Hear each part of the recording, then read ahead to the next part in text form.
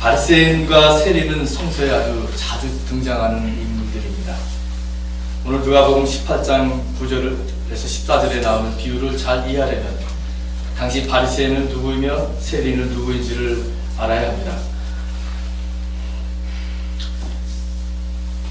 바리새인은 구별된 자라는 뜻인데 이들은 마카오 전쟁 이후로 이스라엘에서 가장 강력한 종교적인 당파를 형성한 사람들입니다. 그리고 선조들의 전통을 존중하고 일상생활의 사소한 데 이르기까지 율법을 정확하게 지키려는 열정을 품고 있습니다. 이 바리새인들은 11조 및 결례 규정을 아주 엄격히 지켰으며 사두개인들과는 달리 죽은 자들의 부활을 믿었습니다. 바리새인들은 처음에는 백성의 지도권을 두고 사두개인들과 다투었지만 주전 70년 이후에 예루살렘이 멸망한 후 유대교 사상을 주도하고 결정하게 됩니다. 바리새인들은 처음에는 평신도 운동으로 시작됐지만 오래지 않아 타락하게 됩니다. 그것은 서기관들과 결탁하게 되고 마침내 그들만이 옳다는 배타적인 입장을 취하게 됩니다. 세리는 누구입니까? 세리는 예수 당시에 세금을 거둔 사람들이었습니다. 시장세라든지 국경, 관세 등을 거뒀습니다. 그들은 높은 금액을 세금으로 거두었고 그 중에 일정한 금액을 로마에게 바치고 중간에 착복하고 인마에 포켓했습니다.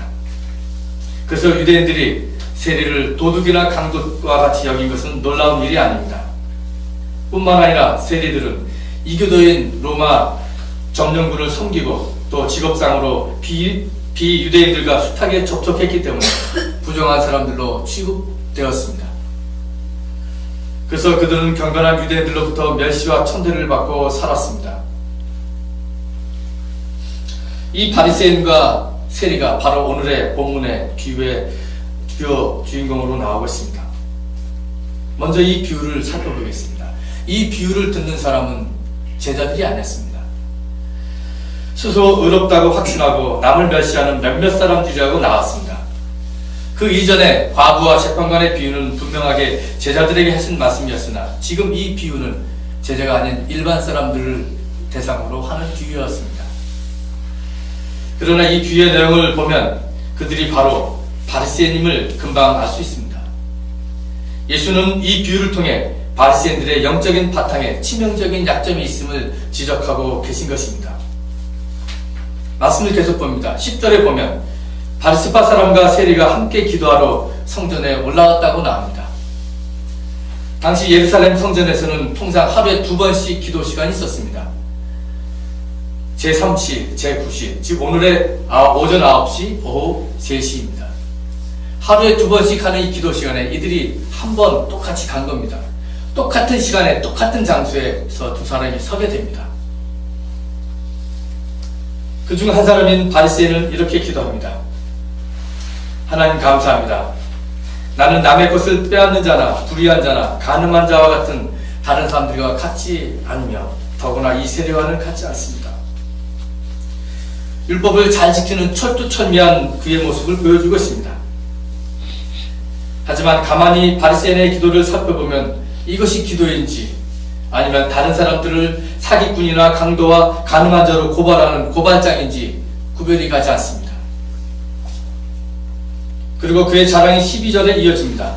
나는 일에 2번씩 금식하고 내 모든 소득의 11조를 바칩니다. 다른 사람과 비교하면서 금식하고 11조를 바치는 것을 자기의 의로 삼고 있으며 이제 그것을 기도라는 형식으로 자기의 자랑을 하고 있는 것입니다. 반면에 정치적으로 매국노여 종교적으로 부정한 세리는 13절에서 짧은 기도를 드립니다. 하나님, 이 죄인에게 자비를 베풀어 주십시오. 하나님, 이 죄인에게 자비를 베풀어 주십시오. 이 기도는 사뭇 예수의 기도를 상기시켜 줄 것입니다. 동방정교에서 하는 예수의 기도입니다. 주 예수 그리스도 하나님의 아들이시여 죄인된 저를 용서하여 주옵소서. 하나님의 아들 주 예수 그리스도시여 저를 불쌍히 여기셔서 주 예수여 저에게 자비를 베푸소서 하는 그런 기도입니다. 이 예수의 기도는 동방정교에서 가장 대중적인 기도입니다. 그리고 종종 개인이 금력할 때 암송하는 경우도 많이 있습니다. 사막의 교부들이 관성적 전통을 통해 전승되다가 14세기 전후 비잔틴 시대 동방교회로 유입된 것으로 보고 있습니다. 여러분, 저도 이런 기도를 종종 합니다. 마음이 답답하고 무거울 때, 어떤 강박증에 사로잡힐 때 저는 이 기도를 합니다. 특히 걸을 때 많이 합니다. 하나님, 저에게 자비를 베풀어 주옵소서. 주 예수 그리스도시여, 저에게 자비를 베풀어 주십시오. 터벅터벅 걸어가면서 늘 이런 기도를 자주 하게 됩니다. 특별히 교회에 올 때, 집에서 걸을 때 저는 이 기도를 합니다. 잘 때도 기도를 가끔 합니다. 주 예수 그리스도시여, 저에게 자비를 베풀어 주옵소서. 때로는 이 길면은 그냥 주 예수여, 자비를 베푸소서. 때로는 주 예수여, 그만 합니다. 주 예수여, 주 예수여. 누워서 때로는 자비를 베푸소서. 그 말만 한 단어만. 이 주 예수의 기도를 자주 하는 사람은 처음에는 자기가 했지만 나중에는 기도하는 모습을 스스로 보게 된다고 합니다. 잘 때도, 말을 할 때도, 일을 할 때도 늘 이렇게 주 예수 그리스도시여, 저에게 죄인 때 저를 용서하여 주옵소서. 주 예수 그리스도 하나님의 아들이시여, 저에게 자비를 베푸소서 하는 기도를 끊임없이 하면 내가 기도를 하는 것이 아니라 기도하는 나를 스스로 보게 되는 것이다. 여러분 한번 해보십시오. 마음의 평안을 느끼실 것입니다. 설교를 하면서 스스로 이 기도를 하게 됩니다. 속마음, 주 예수 그리스도시여, 하나님의 아들이시여, 저에게 자비를 베푸소서. 세리는 그렇게 기도했습니다. 아, 하나님, 이 죄인에게 자비를 베풀어 주십시오. 세리의 기도를 보면 기도의 내용뿐만 아니라 그의 기도의 태도에 있어서 우리는 그의 절절한 마음을 읽을 수 있습니다. 그는 멀찍이 서서 하늘을 우러러 볼 엄두도 못 내고 가슴을 치며 기도했습니다. 가히 몸기도라고 할 수 있습니다. 하나님께 온전히 자신을 맡기고 있는 것을 볼 수 있습니다. 세리는 자기의 직업상 저지르는 사기 행위에도 불구하고 하나님께 용서해달라고 간절하게 기도했습니다. 이제 예수님께서 말씀하십니다. 의롭다고 인정을 받고서 자기 집으로 내려간 사람은 저 바리새파 사람이 아니라 이 세리다. 누구든지 자기를 높이는 사람은 낮아지고 자기를 낮추는 사람은 높아질 것이다. 저는 이 짧은 예수님의 비유를 통해 몇 가지를 여러분과 나누고 싶습니다. 먼저 인간이 의롭다함을 받는 문제입니다. 바리새인은 스스로 의롭다고 확신한 사람이고 세리는 의롭다고 인정을 받은 사람입니다. 의롭게 된다는 것은 인간의 구원과 관련된 구원의 문제입니다. 어떻게 우리는 구원을 받을 수 있겠는가 하는 것입니다. 성서는 모든 인간은 다 죄인이라고 합니다. 인간은 바리새인이든지 세리이든지 유대인이든지 이방인이든지 남자이든지 여자이든지 누구든지 하나님 앞에서는 죄인입니다.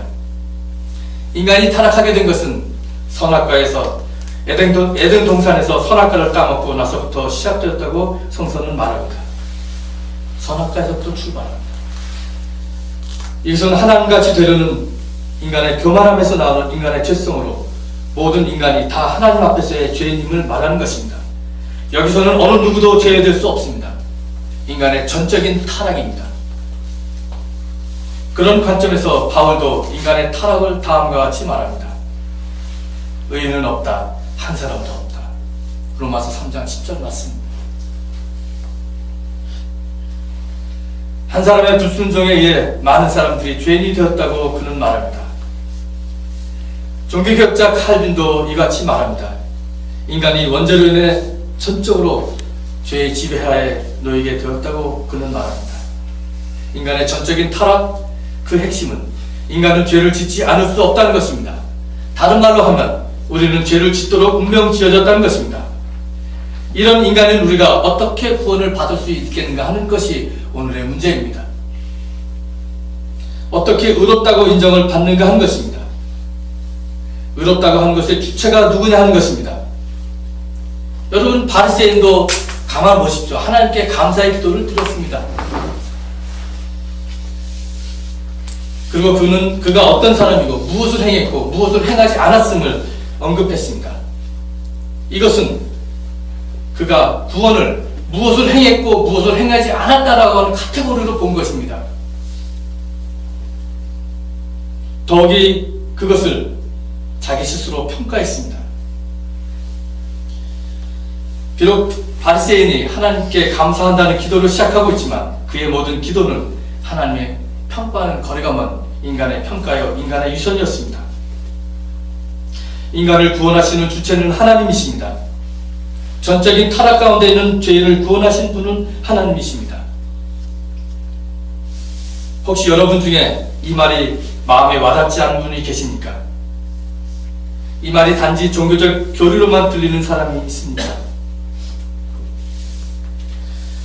이러한 깊은 진리를 알지 못하면 인간이 모든 것을 할 수 있다는 인간 중심주의에 빠지게 됩니다. 그리고 거기서부터 과학 만능주의, 배금주의, 생태계 파괴, 그리고 모든 우상 숭배가 나오는 것입니다. 구원하는 주체와 구원받아야 하는 객체가 혼동되는 것이 오늘 우리가 가지고 있는 모든 문제의 근원입니다.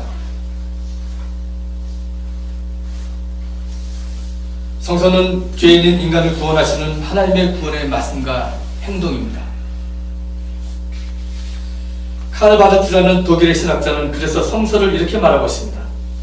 어떻게 우리가 그에게 도달하는가를 발견하는 것이 아니라 어떻게 그는 하나님입니다. 어떻게 그가 우리에게 도달하는 길을 찾으셨고 또 발견하셨는가, 이런 것을 말하는 책이라는 것입니다. 우리가 하나님에 대해서 말하는 것이 아니라 하나님이 우리에 대해서 말하는 것이 바로 성서라는 것입니다. 그래서 바르트는 성서에서 새로운 세계, 하나님의 주권, 하나님의 영광, 하나님의 헤아릴 수 없는 사랑을 발견하였다고 합니다. 20세기의 가장 위대한 신학자인 칼 바르트조차도 이렇게 인간의 죄성과 죄를 직시하였던 것입니다. 이 죄인인 인간이 어떻게 하나님이 주시는 구원을 받을 수 있는가 하는 문제도 또 남습니다. 사도 바울은 에베소서 2장 8절에서 우리에게 말합니다. 믿음을 통하여 은혜로 구원을 얻습니다. 이것은 여러분에게서 난 것이 아니요 하나님의 선물입니다. 바로 은혜라는 것입니다. 종교개혁 모토 중에 하나는 솔라 그라티아입니다. 오직 은혜라는 개념입니다. 이는 우리가 하나님의 은혜에서만 의롭게 되었다고 하는 것을 말하는 것입니다. 오직 은혜만이 그리스도의 의를 상속받을 수 있는 유일한 길입니다. 어떤 다른 수단에 의해서 의롭게 될 수 있다고 하는 것은 하나님의 값없는 은혜를 거절하는 것입니다. 그러므로 우리는 먼저 우리의 죄책과 수치를 과감하게 인정하고 하나님이 우리를 용서하시고 받아들이셨다는 것을 인정해야 합니다. 세리는 하나님의 자비를 맛보았습니다. 하나님, 저에게 자비를 베푸소서 하는 세리의 이 기도는 단순한 겸손한 기도가 아닙니다. 그 기도는 구원의 주체, 용서의 주체가 자신이 아니라 하나님을 인정하는 기도였습니다. 그래서 예수님은 자비를 베풀어 달라는 세리를 의롭다고 하셨습니다. 세리의 행위를 보고 의롭다고 하지 않으셨습니다. 여기서 의롭다고 한 분은 하나님이십니다. 인간의 전적인 타락에 전적으로 구원하신 분은 하나님이십니다.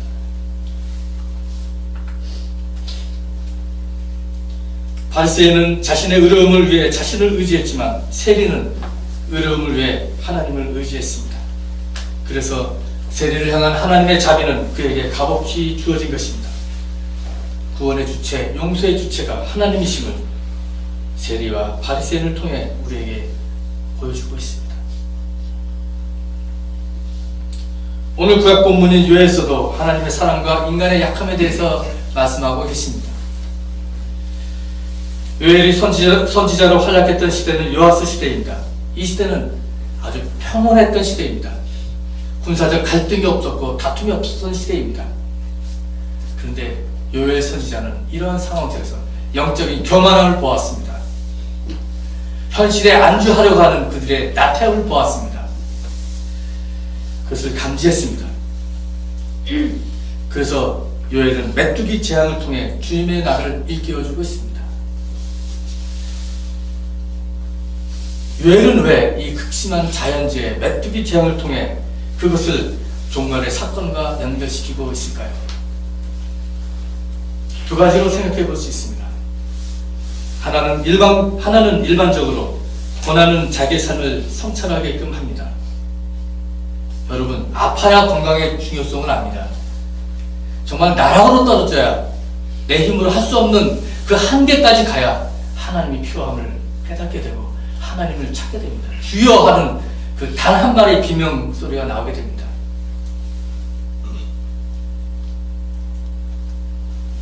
고난은 우리의 삶을 성찰하게 만듭니다. 고난은 그 속에서 하나님을 찾게 되고 하나님을 만나게 됩니다. 그렇기 때문에 고난은 축복입니다. 그래서 요엘은 심판을 선포하지만 이날은 하나님을 찾는 구원의 날이라고 합니다. 기쁨의 날이라고 합니다. 엄청난 재해 앞에서 백성들이 마음을 찢는 회개와 부르짖는 기도를 하게 됩니다. 다른 하나는 이 엄청난 재해로 인한 황폐함을 눈앞에 보면서 종말의 때 하나님의 심판을 보게 되는 것입니다. 그러나 요엘은 여호와의 크고 두려운 심판의 날이 임하기 전에 회개로 상황을 역전시킬 것을 요구했습니다. 그래서 요엘은 하나님의 심판의 날만이 아니라 하나님의 구원받는 하나님의 백성들이 구원받는 날도 함께 선포했습니다. 이렇게 말씀합니다. 이제 너희가 마음껏 먹고 배부를 것이다. 너희에게 놀라운 일을 한 주, 너희의 하나님의 이름을 너희가 찬양할 것이다.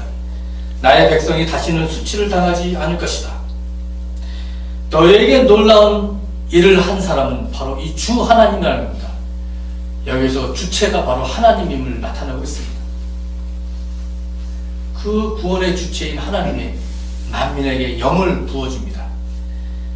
내가 모든 사람에게 나의 영을 부어주겠다. 그 영을 부어주는 주체도 하나님입니다. 너희의 아들, 딸은 예언을 하고 노인들은 꿈을 꾸고 젊은이들은 환상을 볼 것이다. 그때가 되면 종들에게까지도 남녀를 가리지 않고 나의 영을 부어주겠다. 나의 영을 부어주겠다고 하는 그 영을 부어주는 주체가 하나님입니다. 인간은 그 영을 받는 객체입니다.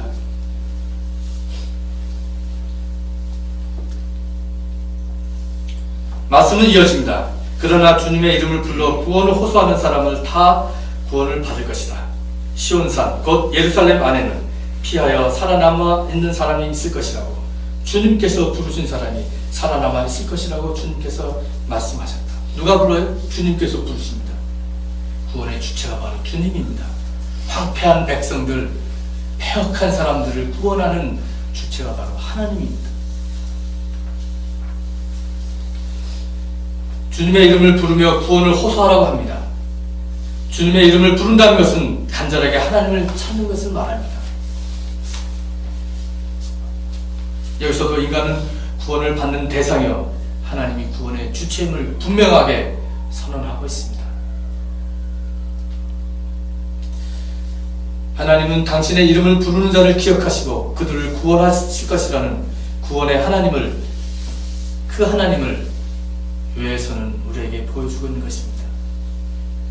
그 말씀을 로마서에서 바울은 받아서 이렇게 얘기합니다. 로마서 10장 13절의 말씀입니다. 주님의 이름을 부르는 사람은 누구든지 구원을 얻을 것입니다.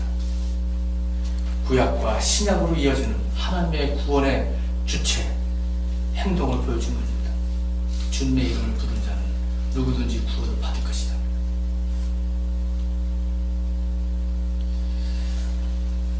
주님의 이름을 부르며 사는 사람들은 그리스도의 지배가 자기 자신의 삶과 온 세상에 비친다는 것을 아는 사람들입니다. 그리고 이 세상의 지배 질서가 아니라 지배 없는 하나님의 지배를 위해서 사는 것입니다. 그러므로 주님의 이름을 부르는 자는 인간과 이 세상을 구원하시는 하나님의 계획에 순종하게 됩니다. 그리고 이 세상의 변혁은 정의의 하나님이 마지막에 이루시는 하나님의 종말론적인 구원 행동임을 믿게 됩니다. 우리가 불의에 저항하고 사랑을 실천할 때도 겸손하게 우리의 능력 대신에 하나님의 자비를 구해야 합니다. 거기서 진정한 우리 자아의 변혁도, 자기 변혁도, 그리고 이 세상의 변혁도 이루어질 수 있습니다. 오늘도 쉽게 무너지는 나 자신을 보면서 우리는 기도합니다. 하나님, 이 죄인에게 자비를 베풀어 주십시오.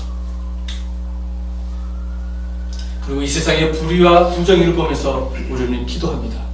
하나님, 우리에게 자비를 베풀어 주십시오. 구원의 주체이신 주님을 향해서 우리를 구원해 달라고 기도한 것입니다. 마침내 우리의 기도를 들으시는 주님은 우리에게 용서와 자비를 베푸시고 우리를 높이실 것입니다. 우리 다 함께 세례와 같은 기도를 간절하게 진실하게 드립시다. 하나님, 하나님, 죄인을 용서해 주십시오. 제가 다시 읽겠습니다. 하나님, 이 죄인에게 자비를 베풀어 주십시오. 이 기도가 우리 모두의 기도가 되기를 간절히 바랍니다.